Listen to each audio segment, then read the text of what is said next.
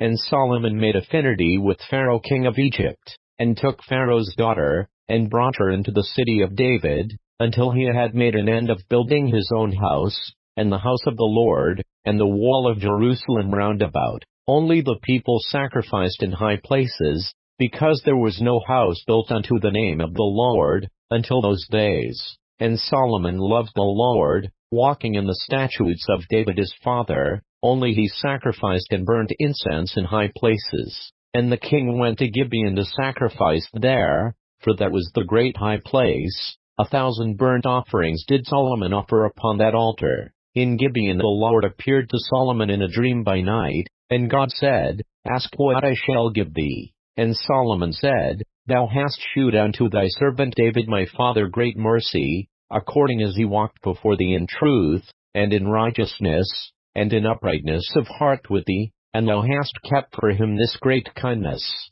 that thou hast given him a son to sit on his throne, as it is this day. And now, O Lord my God, thou hast made thy servant king instead of David my father, and I am but a little child, I know not how to go out or come in. And thy servant is in the midst of thy people which thou hast chosen, a great people, that cannot be numbered or counted for multitude. Give therefore thy servant an understanding heart to judge thy people, that I may discern between good and bad, for who is able to judge this thy so great a people? And the speech pleased the Lord, that Solomon had asked this thing. And God said unto him, Because thou hast asked this thing, and hast not asked for thyself long life, neither hast asked riches for thyself, nor hast asked the life of thine enemies, but hast asked for thyself understanding to discern judgment. Behold, I have done according to thy words. Lo, I have given thee a wise and an understanding heart,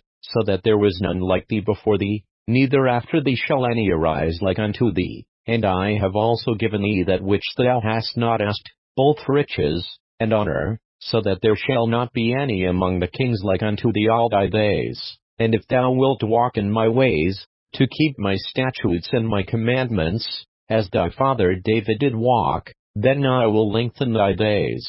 And Solomon awoke, and, behold, it was a dream. And he came to Jerusalem, and stood before the ark of the covenant of the Lord, and offered up burnt offerings, and offered peace offerings, and made a feast to all his servants. Then came there 2 women, that were harlots, unto the king, and stood before him. And the one woman said, O my lord, I and this woman dwell in one house, and I was delivered of a child with her in the house. And it came to pass the 3rd day after that I was delivered, that this woman was delivered also, and we were together. There was no stranger with us in the house, save we 2 in the house. And this woman's child died in the night, because she overlaid it. And she arose at midnight, and took my son from beside me, while thine handmaid slept, and laid it in her bosom, and laid her dead child in my bosom. And when I arose in the morning to give my child suck, behold, it was dead, but when I had considered it in the morning, behold, it was not my son, which I did bear. And the other woman said, Nay, but the living is my son, and the dead is thy son. And this said, No, but the dead is thy son,